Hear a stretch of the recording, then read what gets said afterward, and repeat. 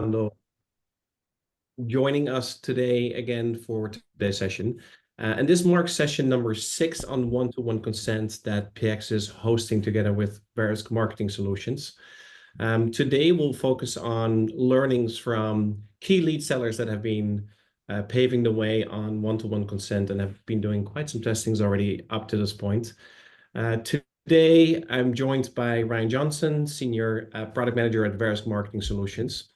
And we're only 69 days away from January 27th, the date that FCC is requiring one-to-one consent in certain cases that we actually discussed in the last session.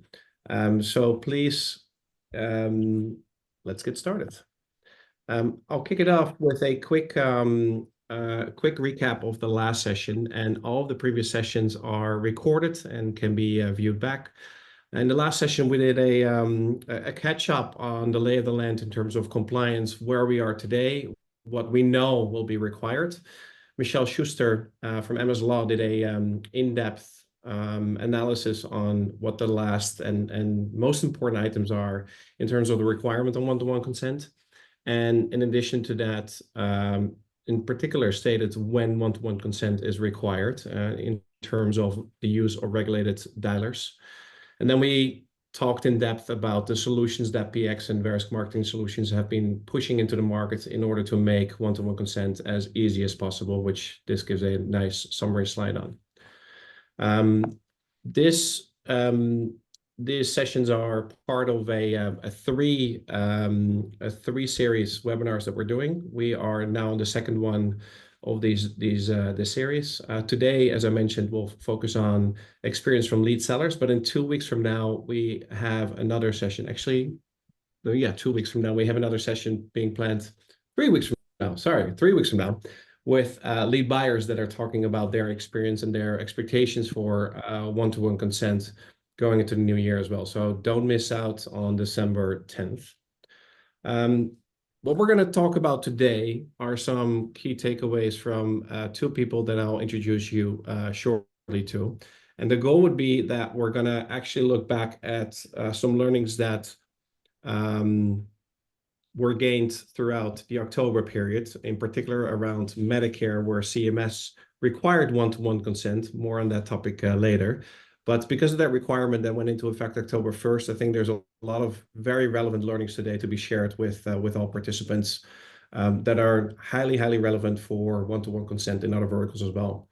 Those learnings include what we are starting to see in terms of flow, what's working, what's not working, what's the impact of implementing one-to-one consent in regards of conversion rates, the payouts, and overall what some of the bigger challenges are that we might be facing. And hopefully we're able to leave this particular session today with really good takeaways and best practices on what to do and perhaps what not to do. As all of our sessions, please make this as interactive as possible, as in post your questions. We have people that are going through the questions and we'll be proposing those to the group here as well. So please do ask any questions. And today's session, we're not going to have a lot of slides. We want to make it as interactive as possible, so it will be much more conversational. And for that, we're going to need your help, please, in order to make the content the best possible that we can get out of these two guys today. Without further ado, I want to introduce you to Matt Connelly from the Wisdom Companies and Howard Yee. It would be great if the both of you can introduce yourself, and I'll kick it off with Matt. And my question, I'm going to ask 3 questions. Introduce yourself, introduce your company, and very shortly share with us what you've been doing in on regards of one-to-one consent so far already. Matt, I'm going to start with you. Wow. Okay, that's a lot. So Matthew Connelly, I'm one of the founders of the Wisdom Companies, and we have been generating leads for 25 years and seen all of the comings and goings of everything with the lead generation industry, and I, it's been fun, and so it's always a challenge, and you got to get up every day and make certain that you're approaching the different verticals. And a little bit about Wisdom Company, we approach we cut our teeth in mortgage, like many people did, and we are in mortgage, all home services, all the insurance verticals. And today, our conversation is going to kind of talk about Medicare a little bit, and we're certainly in Medicare, and having had some experience with what we've needed to do to make an October 1st one-to-one consent rule in Medicare, and what we experienced there. So we're certainly not shying away from it. We're out there actively making certain that we're doing the best job that we can to comply with everything that CMS wants, and then with the upcoming rules that'll come out in 69 days. Awesome. Howard. Yeah, hey, I am Howard Ye. I'm co-founder of healthcare.com. Co-founded the business in 2014. I led as our CEO until in our early years, up through multiple rounds of funding, a few acquisitions in 2020, and currently lead as president of the marketplace business, which is the customer acquisition solutions on behalf of health insurance distributors and health insurance and Medicare distributors. I've been in the performance marketing space. I mean, through kind of a veteran. My first LeadsCon was in 2008, and have seen a fair bit of change throughout the period, and certainly over the last 10 years. And we've just gotten hyper focused into this this segment, individual health insurance and Medicare, and serving distributors in the distribution ecosystem. We've built, as a company, we've built a platform for helping distributors to grow profitably, and it's really driven off of own traffic, our ability to score it, our ability to match it, which is really driven by just data, sales data science models, and then deep integrations with our partners. And of course, Medicare is pretty central to our business. We do have a proprietary plan division called Pivot Health, which is in the under 65 space, and so I'll probably spend less time talking about that than what we've seen in Medicare. Our approach to Medicare was probably the natural path for us is probably more. We've always been kind of the real-time exclusive lead and kind of getting a high precision match. So our path was really to go down that branded one-to-one match solution. So we've got a unique take, and it's certainly, I know that there's a lot of different companies that are that have different types of experience where you have to get multiple opt-ins. For us, we've kind of focused on that real-time one-to-one, and so probably less of an impact on the digital conversion rate. Definitely impacts on what happens to the lead dynamics afterwards, which I'm happy to go into as we go on.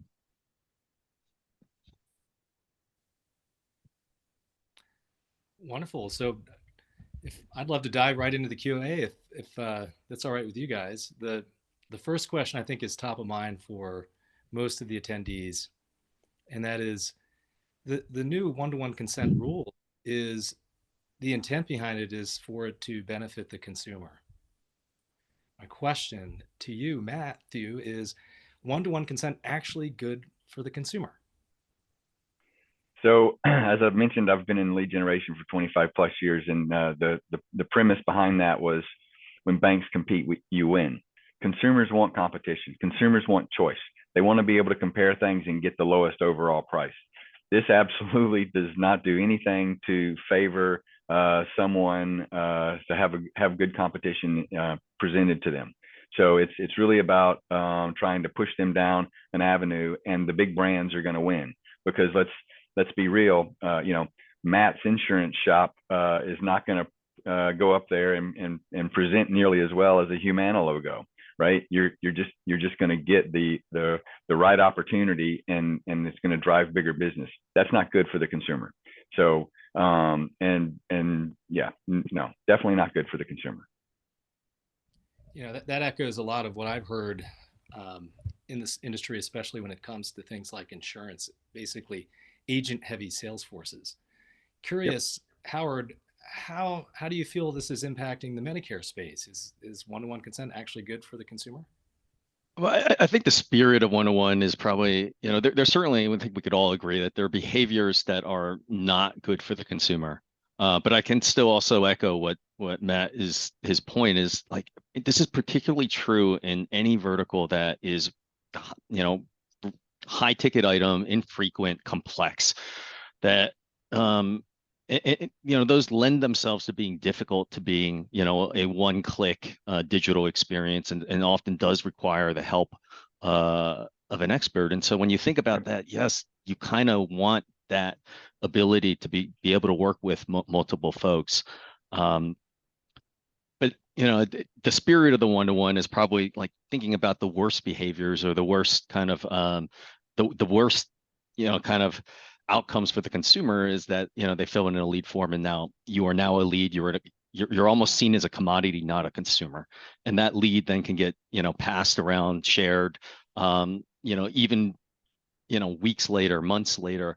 I think that's the part where specifically CMS was trying to be wary of, because it results in consumer having a conversation, distributor saying, hey, I didn't get a close, I need to bypass, I need to kind of recoup some of the marketing spend, and then now the consumer loses control. I would say that's probably the good part, the spirit of the one-to-one.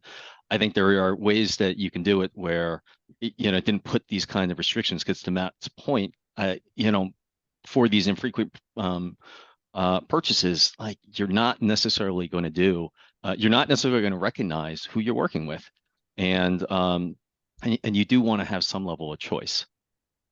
So that's right. Can I ask a question? So basically, if we're talking about the CMS requirements, the requirements today are that for a lead to be sold, that lead needs to be matched on a one-to-one consent, regardless of the use of an ATDS today, right? So for every lead that's being sold, a web form lead, there needs to be a one-to-one consent. That's correct, right? And if that's correct.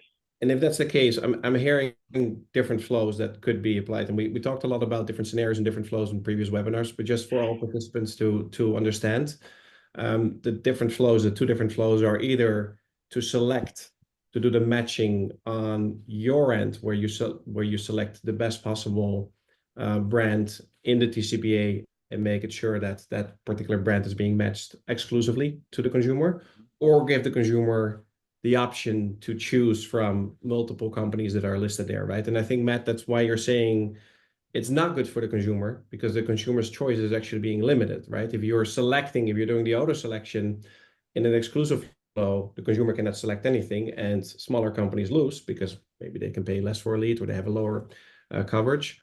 And if you give the consumer might not recognize the name. Is that the challenge that you're seeing in terms of why choice is being actually limited through one-to-one consent?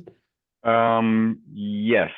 So through one-to-one consent, right? I'm gonna know who the person is coming through the lead form before they finish, and I'm gonna have already matched them to the right opportunity, right? It's gonna hopefully give them the best solution at the end. But what's going to end up happening is, the system is going to say, great, Humana will pay for it, United Healthcare will pay for it. This is what's going to happen. I'm going to present that language in the TCPA disclaimers at the bottom of the list, right? Really, really, really simple. Everybody's protected. It follows the right form and policy. And then what ends up happening is it goes straight to that person straight to that company. So they never get the opportunity to have the local person do anything with them. They also don't get the opportunity, right, to have real competition, because United and Humana they've got big budgets. They're out there pushing it. I know I can deliver that lead over to them. So that makes it quite simple. And so, Mike's insurance shop doesn't get the opportunity to do that. And that's a problem for the consumer, because Humana wants to fit them into that Humana plan. Mike's insurance agency wants to push that across Humana, United, Molina, whoever, right? And actually get the best solution for that consumer. So the consumer, again, it's disadvantaged. Yeah. So I'm going to ask an opposite question, basically a theoretical question about it. But I see a question coming in actually from someone on the chat.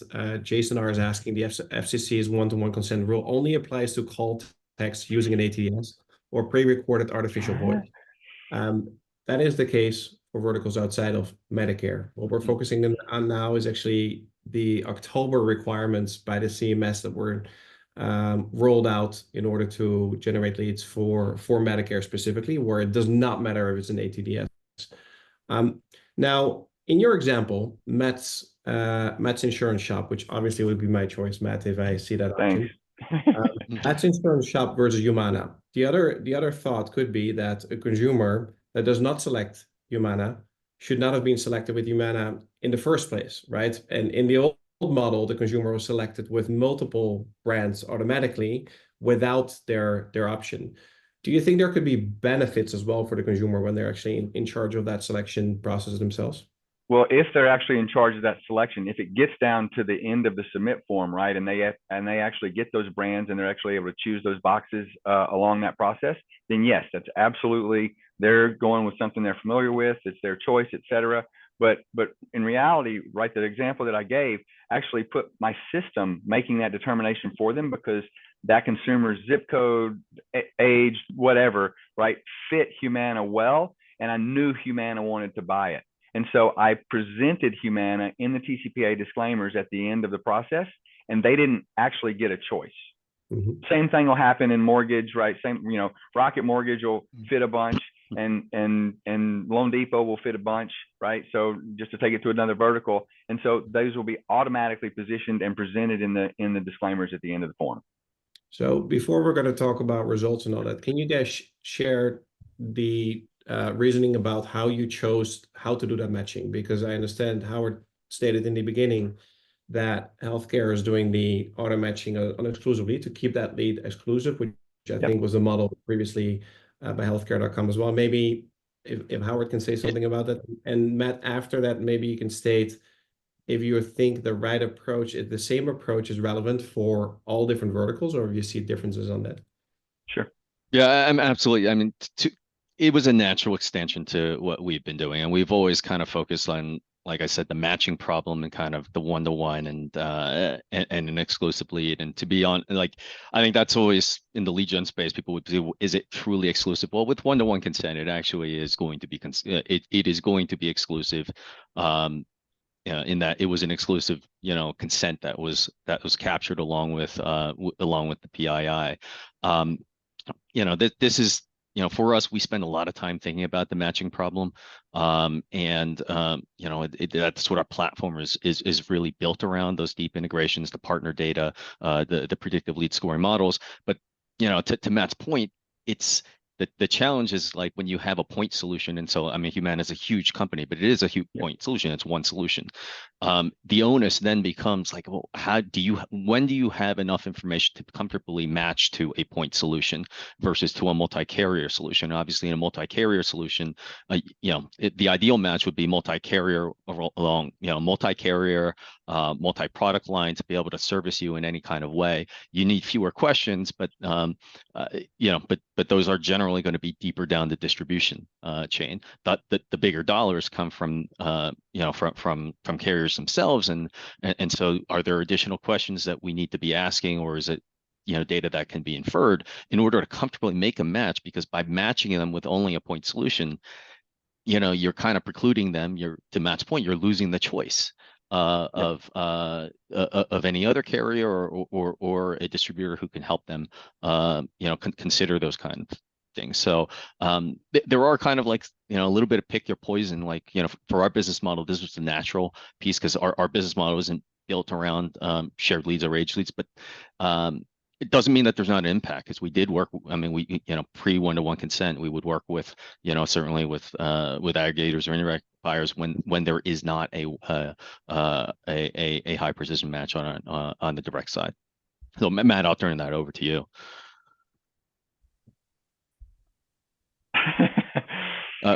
Same question.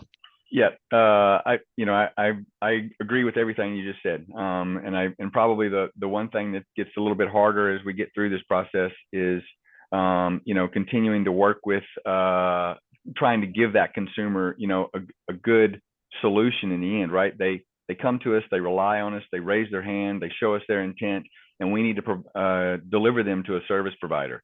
And so, the conversations that we're having out there with the service providers are, hey, you know what? You said you're buying it, and you're buying it, right? There's no dupes, there's no rejects, there's no one of these other things. Sorry, you're buying it. And so they got to figure out in their machines how to actually handle that process, right? Because it creates a different scenario. And yeah, they need to keep their consumers that are coming through that are dupes, et cetera. But that consumer was trying to go somewhere else. So that might be one of the benefits of the process and how this is going to have to work. All right, so I'd like to ask a question, both of you. Sure. And maybe I'll start with Howard first. But the elephant in the room is, if you're a lead generator, what's the impact of one-to-one consent going to have on your revenue? Howard, you've been at this a little bit longer than everyone else because of CMS, and you have your perspective. And then it'd be wonderful to hear Matthew's perspective after this. Yeah, I think it's early, first of all. I mean, October 1 is and it's there's things that you roll out if anyone's in Medicare or health insurance understands the magnitude of Q4. So you make bets from technology, from a marketing, from a business perspective, and they all kind of come all at once. And 1-to-1, of course, is something that's been on everyone's plate. Does not mean that whatever we roll out at the beginning of AAP, and certainly we're gonna have to roll it out for the under 65, that there's not going to be iteration. But this is what we rolled out. It was the thing that made sense for our business. But we're going to listen to the market. We're going to listen to our partners. We're going to see what how the platforms adjust. We obviously thought leadership from PX and Verus that's out there. So it is early. I think one thing that's definitely going to be the case is there's just going to be fewer leads. And it doesn't mean that there's fewer like real-time consumers that are entering in, but the leads can't sell through nearly as many times. As Matt alluded to, there's going to be 30% of times if you give that the choice checkbox kind of UX, 30% of times it won't match at all. And then of course, aged or other types of lead flow, that's just not going to happen. So I don't know if the number of new consumers flowing into a shopping mode is going to change, but absolutely the number of leads is going to.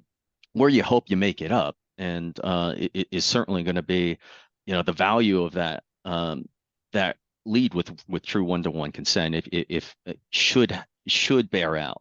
And there's a whole lot of that we need to see as well. It's not just the lead sellers or the lead generators that need to adapt.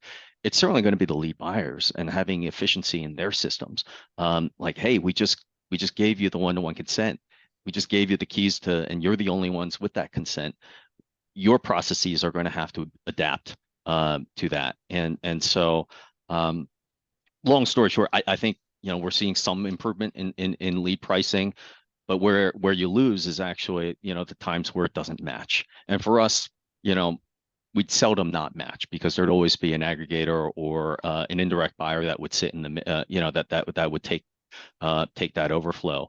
That doesn't exist anymore. Now, the good thing is that's the smaller, right? That's not the happy path. That's not the higher monetizing.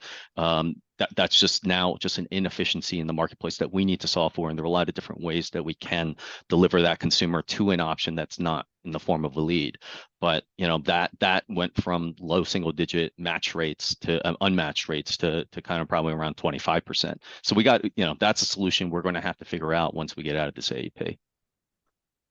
So just before we get to Matt, just a question to Howard in regards of how you're explaining it. So if there's an exclusive flow, your flow is focused on doing the matching and selecting the brand within the TCPA, the conversion rate is not really impacted because the TCPA doesn't change that much, right? It's just the brand that's being impacted on there. So on the front end, you still have as close to as many consumers that are completing the form. The challenge, though, is that if you're matching a consumer and that lead is being rejected by your brand, that lead cannot go anywhere anymore, right? And you see rejections, as you're stating, of 25-ish% or so.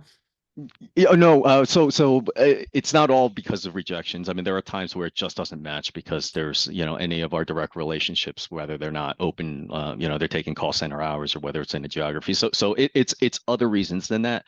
But it's definitely, but that was in the low single digits before, and so you can attribute maybe a 20% increase to that. And it's just look, I mean, some part of it is a lot of our partners, like because of the newness, their systems are actually just built to post reject. They've been post rejecting for the last 12 years or so, since the advent of the pink post. So like it's a conversation. We have those conversations around like, hey, once you have that one-to-one consent, you need to use it. And there's extreme benefit from retaining that lead, but but their systems may it's an ongoing conversation. But I think most of our partners have kind of understood why we're taking that position and have adapted to it. Yeah, and Matt, you mentioned in terms of the Wisdom Company's flows, there is exclusive, but there's also the multi checkbox. Yep. Where the consumer can select it, and I know you guys are doing a lot of testing on that particularly. Can you share a little bit about what you're seeing in terms of completion, conversion rates? Select all pre-checked. I'm kidding. So in the instance when people are coming through and we're giving them that opportunity to check the boxes in the end, we're seeing about a 30% fall off rate of not checking any boxes. So we've already gone through, gotten to submit, collected express consent from that consumer for us to be able to contact them. So at the moment, we are feeling comfortable about how we continue to sell those leads, et cetera. But that's gonna be a challenge without a question. I did see in the chat somebody posed a question about what are you doing for the buyer if if the consumer doesn't opt in. The lead will never go to a buyer where the consumer has not opted in, right? Unless I have a different relationship with that buyer and they are not using any ATDS, and certainly will not happen in Medicare. And so just let me be really clear, that won't happen, right? So whoever it was that asked that question, we buckle up, because I wouldn't run my business that way. In fact, you're saying you're seeing a drop off. Absolutely, I'm seeing a drop off because we are running a business that way, and we'll figure out how to deal with it. And Howard, I'm glad you went first on that because you answered it really, really well. But yeah, it's going to be painful as the gyrations of the marketplace happen, because in reality, what's going to end up occurring is the consumer is going to pay more because the service provider is going to pay more because it's going to cost me more to make it. Yeah. And they still need us to make it. So now a question around when the consumer is selecting the brand. Correct. Obviously, it is to be expected that when the consumer is stating they want to be getting in contact with brand X, that brand X at that point of time will have a higher likelihood to convert that consumer because actually the consumer selected that brand. Is there anything that you're seeing today already when you have that checkbox option for the consumer where they can select one or multiple brands, what the impact is on conversion rates on the back end, what the impact is on the lead quality that's coming out of particular selections such as that? I don't have any information on the lead quality, whether it's a higher conversion yet or not.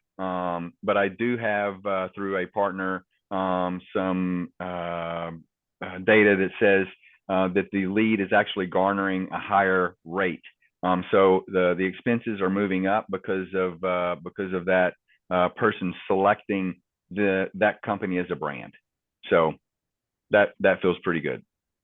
Can I be direct? I think you're too modest here, Matt. I know that you're seeing some very interesting activities where you actually compare brand explicit consent versus non-brand explicit consent, or like a one-to-one consent option, where if the consumer selects that, you're seeing uplifts that are actually pretty interesting, right? I know we talked a little bit about it in terms of the business that we're doing together within the Wisdom Companies and PX, but that uplift seems to be at certain points be higher than 50%, where the value of that lead could actually be priced more than 50%, right? That's right. That could be pretty big though if your drop off is 20%. Hey, listen, if I'm getting an uplift of 50% to take a drop off of 30%, it's a pretty easy math equation. So at the end, yeah, so the revenues could be actually interesting, right? I think it's too early to tell at this point, right? In terms of all the testings that you guys are doing, but there are some interesting experiments that are being ran today where such data is being shown, right? That's right. Super interesting. Ryan, sorry, Ryan or Howard, anything to add from your point? I just think like the point that it's, I'm just echoing back to the point that it's early, because I definitely think that people are going to figure out, like, to Matt's situation where, hey, 30% that they don't match. And I know in Medicare specifically, because of the need to file experiences, it actually takes longer to iterate. If they But don't, like, if they don't select, sorry, not that yes, they don't, sorry, yeah, yeah. yeah. If they don't select, I definitely think about, like, hey, let's, once we're out of this initial rollout and we're going into the, we're getting into 2025, the real, when the FCC one-to-one goes through, there is going to continue to be evolution of the user experience. And so, okay, what does that tell us? There's going to be just every single interaction the consumer has that they did not select a brand. What does that tell us? What is the right experience? And so right now, right, initial rollout is, it's probably just, there's kind of a dead end to the funnel. But I'm sure, as Matt kind of goes through, it's like, the next step will be, okay, no one did not select. Is it a dead end in the funnel, or do we give the consumer the option to do X, or continue online, etc.? There's going to be continued things that people are going to test into, and we'll see this. I mean, that's certainly true for us.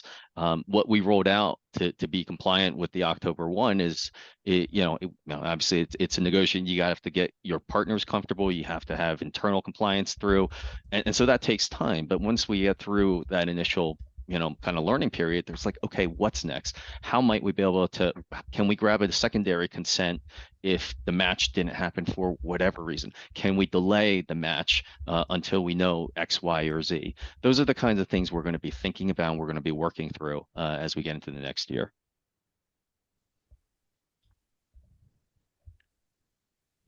Yep. Well, great.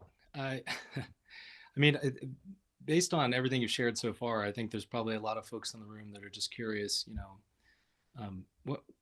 what's your perspective on the future of aggregators and indirect buyers in this new one-to-one consent world?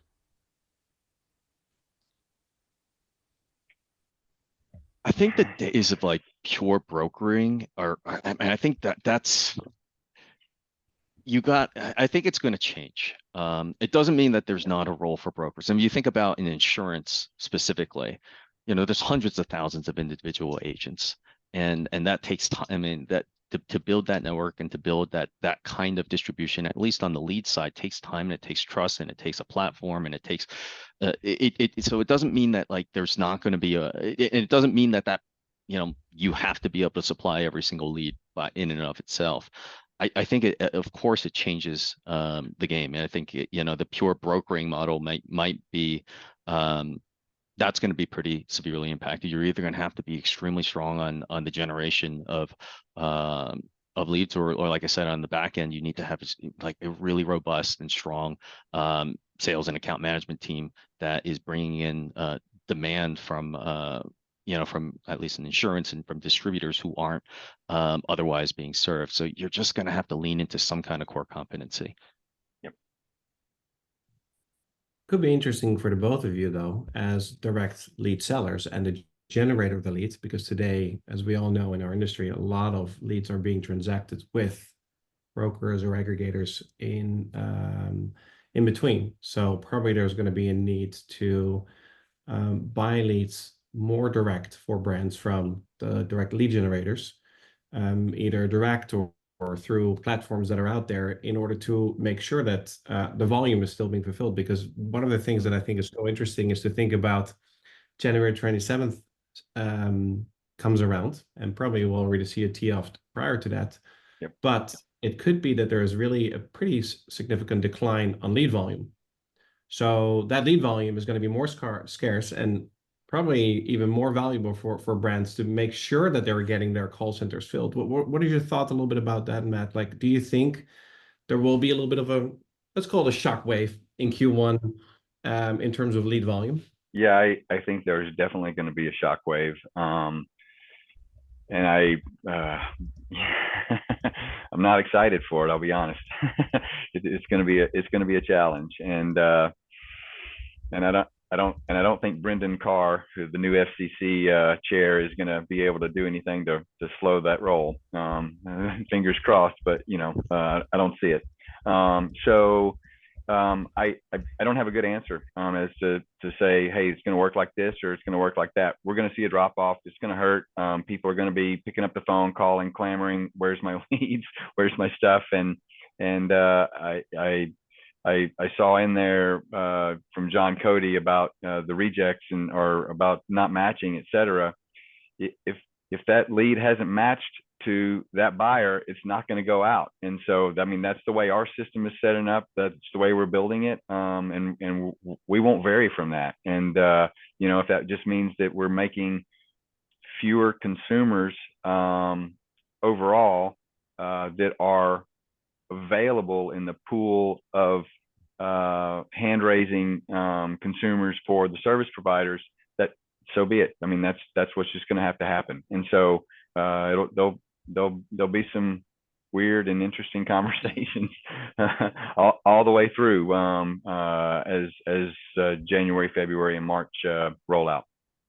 I will mention, I mean, Medicare isn't necessarily a microcosm for other industries. There are kind of very different, like there are some unique dynamics with regard to Medicare. One, it's regulated by the CMS. This is CMS piggybacking off of the FCC, but CMS actually has some legs because, I mean, they have some teeth into what they can regulate, because ultimately CMS is what pays the insurance carriers, which then those rates on a per member basis is ultimately in Medicare Advantage is what then funds the distribution chain in the form of commissions and marketing dollars. And so, it's not unlike the other industries where it's kind of regulated at the FCC level, and it's kind of, and again, from a legal standpoint, there are better experts that can speak to what are the potential penalties. You're talking about penalties that might happen after the fact, versus in CMS, it's these are the regulations. If you do not follow those, you're subject to complaints, you're subject to fines, you're subject to potentially getting your plans kind of rescinded. So there's a lot more teeth that maybe don't make I don't know what's going to happen on the in industries, and obviously we're in under 65 and over 65, and we're pretty sure that we're going to take a consistent kind of approach between over 65 and under 65, but I'm almost certain that the under 65 dynamics will be different than what we've been seeing these since October 1. Great. I've got another question coming in from John. He is adding some clarification to his earlier question. It's much more tactical, and I do think this is a question that many people have that is yet to go answered by many. And so John's follow-up question is a clarification to his prior question around what to do with a lead if consent's not provided and so on. But the clarification is he really wants to understand how you're handling the monetary and tracking part of it. So if you match a consumer with a buyer and buyer says, yes, they'll buy it, and the consumer doesn't opt in, obviously we don't send that to the lead buyer. But in the case where all of that happens and then the lead buyer decides they want to reject it, how are you handling that in the back end? And Matt, you talked briefly about a world where maybe there isn't the ability to reject. That's just it. Curious how you can if you can unpack this a little bit for John and our attendees. Well, I mean, honestly, the conversations that we're having with our buyers are about there are no rejects, right? And that's what it is, and that's the we don't have a lot of rejects anyway through the process, but the reality is, right, that 8% or whatever, right, that's just built in, and you can't do it because I can't resell it at that point. And so we're changing contracts, we're working the process, and that's step number one in how it costs more money and raises the overall price for the consumer. I mean, but that's step one. And that's because of the noise factor associated with it.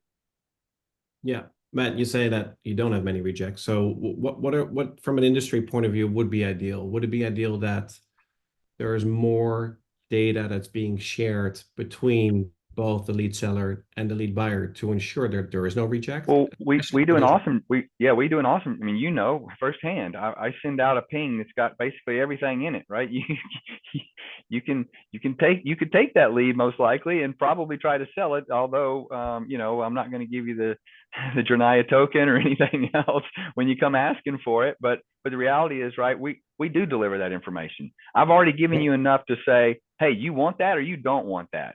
And if you tell me you want it, you bought it.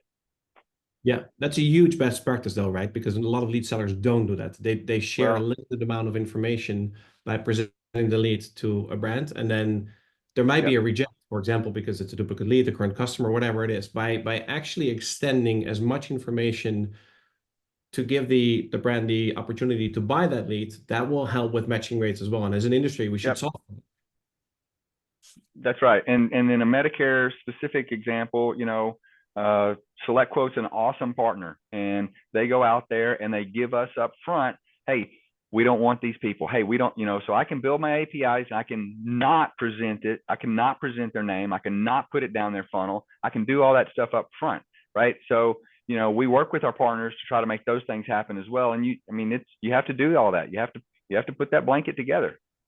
Yeah, I love that, Matt, and I think that's a really big takeaway for all attendees today. We through our matching capabilities on PX, on the brand explicit consent solution that we've built, we also allow partners to pass as much information as possible to make sure that if that information is there, current customers, duplicates, whatever the rules are, that logic sits centrally and that the matching won't happen, because it's a horrible consumer experience even when you select a brand and then you don't get matched afterwards, right? So I think as an industry, we should definitely work closer together to bridge that gap where previously companies didn't want to share it because of, you know, other reasons. But now I think at this point helps solve acceptance rates as well today by doing smart matching together.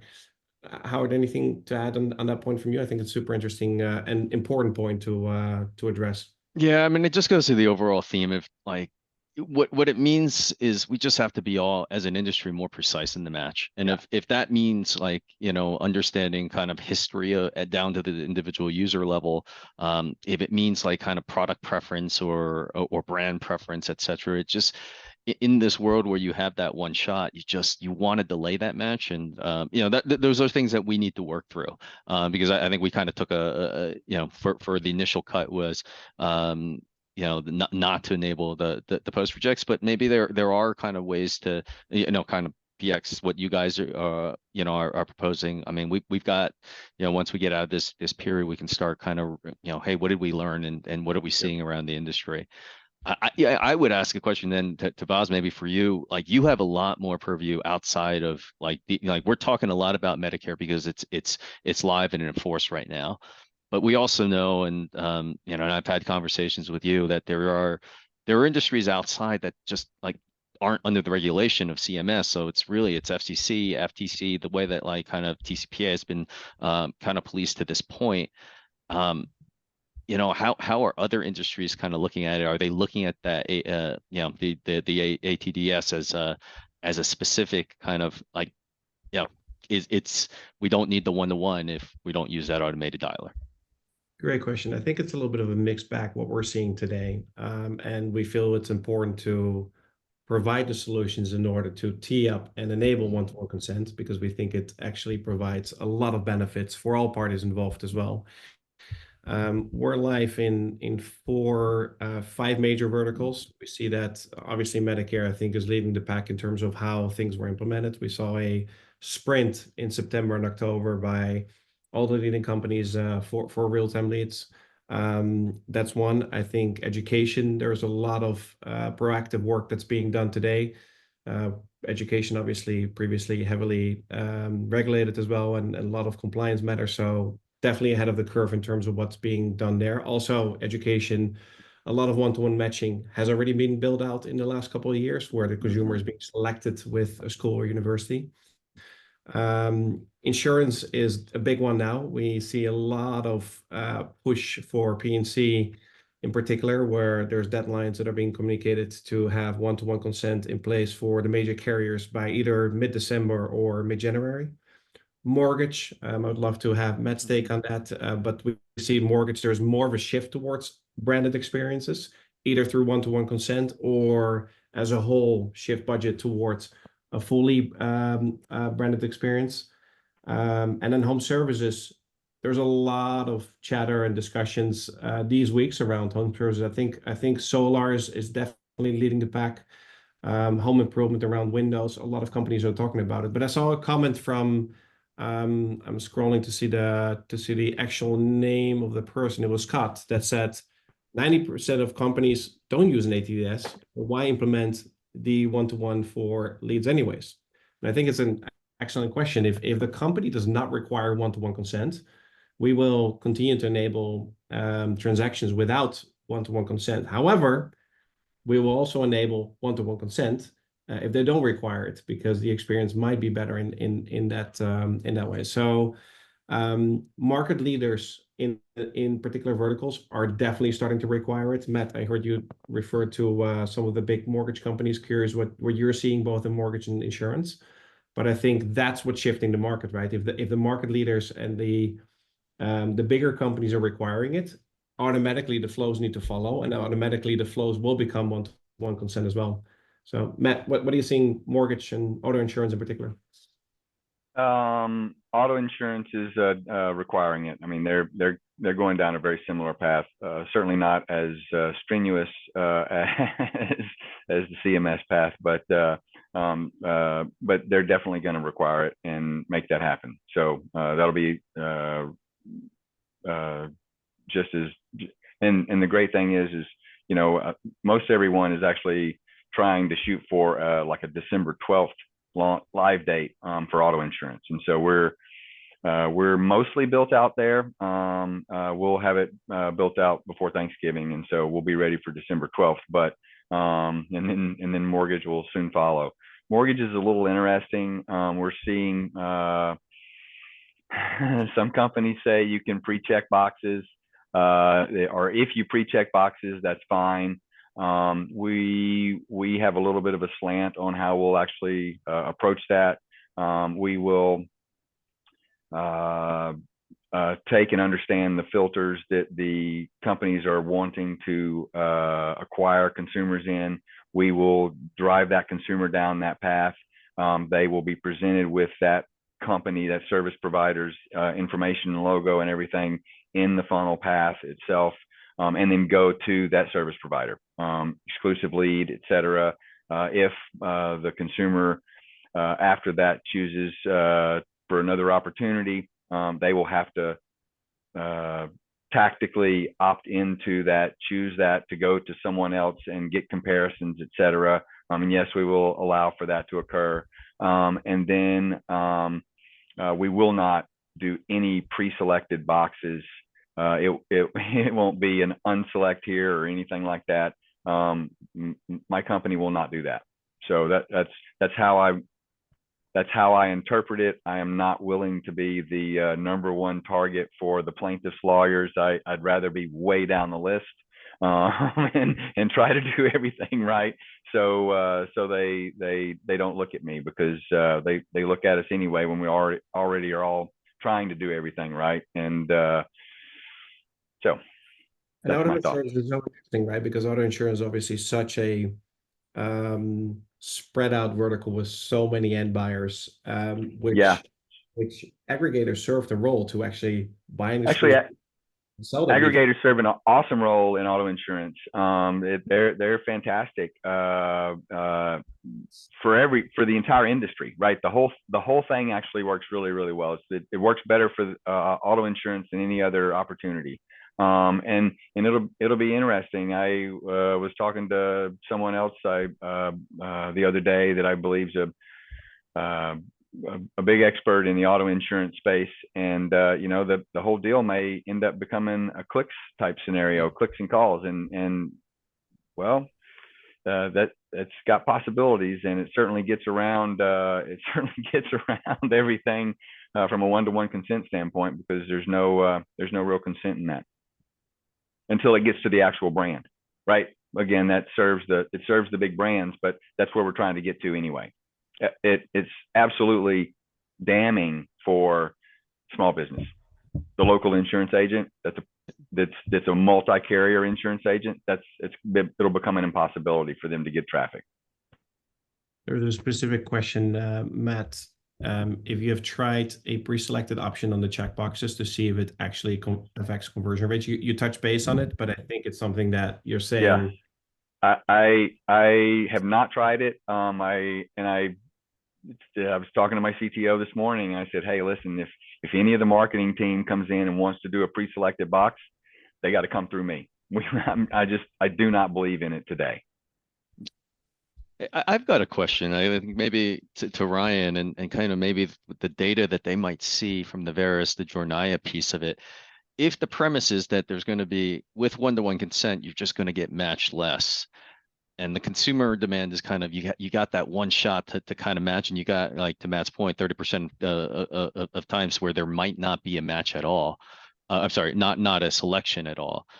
Are you guys seeing any kind of data? Because I think Jornaya has some of the best data in terms of just at the individual consumer side, more queries per consumer in Medicare than you would have seen in past years. Well, in general, let me touch on a couple things. One, it's difficult to realize this because technology moves so fast. But Jornaya is actually now Verisk Marketing Solutions, and the Jornaya product is TCPA Guardian. So I want to make sure everyone is aware of that. And what's really important to understand about that is Verisk Marketing Solutions is the combination of the Jornaya product for capturing and validating consent in real time and providing both digital and visual evidence in the event there's a dispute. But it also combines unparalleled data, including data specific to the insurance industry and all of the underwriting that our Verisk serves within the insurance industry, as well as other capabilities that we offer through Infutor, which was another company that is part of the Verisk Marketing Solutions umbrella. So what we're actually able to do is, for the publisher and aggregator side of the market, we can help them ship higher quality, more complete identities and leads to their lead buyer. We can also help them identify and improve their matches as to which would be the best lead buyer. How can we do that? We can add demographic data, very specific information that's valuable to the insurance industry, to the mortgage industry, to the home services industry that no one else can offer. And then you can use that to better understand where this lead value sits in priority for a lead buyer. Therefore, you can charge more money for that lead if you understand this is a higher value lead to the lead buyer. Similarly, the lead buyer in real time can validate consent, confirm all of this is true, and put the maximum bid out for that customer because it's a high value customer. So that's the value that we drive. In particular to Medicare specifically, that's a great question. I haven't looked into Medicare specific stats, but I'm happy to. Unfortunately, I don't have the answer for you right now. Yeah, I guess the thought process would just be, there's going to be more queries that a consumer will start and they just aren't going to get matched. And I mentioned some on our side, Matt mentioned on their side. There's still the consumer demand that exists. And so what happens next? They're going to fulfill it another way. And so whether that's a new Google search, whether that's a phone call, the phone call, Verisk might not see that, but like now it's, if it's going through the Verisk ecosystem, you might see that again. And over time, we might say, okay, like then my premise of there being fewer leads is somewhat mitigated by repeat like buyer behavior, but that is at least controlled by the consumer. The consumer is making the decision to search again versus being passed around. Yeah, and to that point, we are able to understand sort of the frequency or the likelihood that consumer's intent is high around a particular action. The other thing that we can do to help lead buyers and aggregators is we can do form fills too. So as you're doing more of the one-to-one consent leads and matching, you might require more information to be completed, but have higher drop-off. We're able to fill that void by completing identities and then enhancing them as well. Guys, we have a few more minutes left. I want to bring a little bit of a summary of what we discussed, and I'm going to finish up with an ending question. If I think about some of the items that we've discussed, is that either though the intention might have been to help the consumer implement one-to-one consent, there's definitely challenges in terms of what's happening to the consumer's choice. And that's because the matching is being done by lead sellers or being limited because of brand recognition. And it's something that should be taken into account very, very much so to ensure that not only revenues are being maximized, but also the consumer experience is being maximized. We talked about conversion rates, both front end, back end. Front end in terms of when you give the consumer the option to select the brands they want to interact with. Matt mentioned a 25% drop off where consumers are not selecting any brands when you give that option to the consumer. Howard mentioned the opportunity to, if you do the matching, there is still a drop off on the back end. There's a bigger drop off because of multiple reasons why that matching might not happen anymore, and that lead can be taken by the brand. On the flip side, we discussed that leads might be worth more when the consumer is selecting the option when they want consent is present. Obviously, is something that we're very excited about to follow that very closely, and I think as an industry we should talk a lot about that. And we talked about that matches need to be, let's call it, more advanced than the previous ping post models where you just select and ping very limited data. You should ping as much information as possible to make the right match so that lead can be matched, that consumer can be matched to the right brand, both for revenue purposes, but also for consumer experience. To end it up, I wanted to ask Howard and Matt two questions, a combined question. So what is your number one recommendation to an industry friend that is also a lead seller? And then what is your number one ask to lead buyers that are participating in this call to make this as smooth as of a transition as possible going into January? I think I know where the second answer might end up, but Howard, why don't you go first? Yeah, I think it's just understanding the spirit of the one-to-one and what are the behaviors that kind of that we've seen in industry that have led to this, regardless of what happens and how it's policed. Like, I think we all have to understand, like, there's a certain type of value that a consumer is expecting. And ultimately, I mean, this dovetails in the second piece, which is from lead buyers. Our goal is to get a person enrolled or to complete a transaction to fulfill the consumer need. And ultimately, you do that well, then you're driving efficiency into the process, and that is a reason to exist. For the buyers, then it would be like learning to bid to value. And so value can be a lot of different things. It can be an enrollment, it can be a CPA, it can be an LTV, it can be a long, it can be a long term with the commission stream. But it's understanding how you kind of do that. And if you do improve that, the efficiency of the process, you should be able to to be able to derive value from your buyers, because you're providing a valuable service to both consumer and the end fulfillment partner. Awesome. Matt? I echo what Howard said. I couldn't say it any better. It was fantastic. So we're marketing companies. We are out here helping consumers find a solution at the end of the day, right? That's why we get up. And yeah, everybody better buckle up a little bit, because your creatives are going to have to get better. You're going to have to have more of an understanding when that consumer comes through the funnel of what they're going to get. They're not going to get free money. They're not going to get a stimulus package, etc. I mean, this is something that everybody has to continue to grow up. It's an evolution of our industry, and it works from both sides. Awesome. Well, thank you guys for those closing comments. I'll finish up with the tee up on our next session. Thank you so much, Matt. Thank you so much, Howard. Thank you, my partner in crime, Ryan. It's amazing to do these webinars together with you. I'm looking forward to the next webinar that we're doing together with leading lead buyers in the industry on December 10th at 2 p.m. Eastern. Thank you for all the participants and attendees. I think this was a super active session, and any questions that were not followed up, as always, we'll try to follow up afterwards after the session. So thank you, everyone. Really appreciate it. Thanks so much, guys. Thanks. Thanks, guys.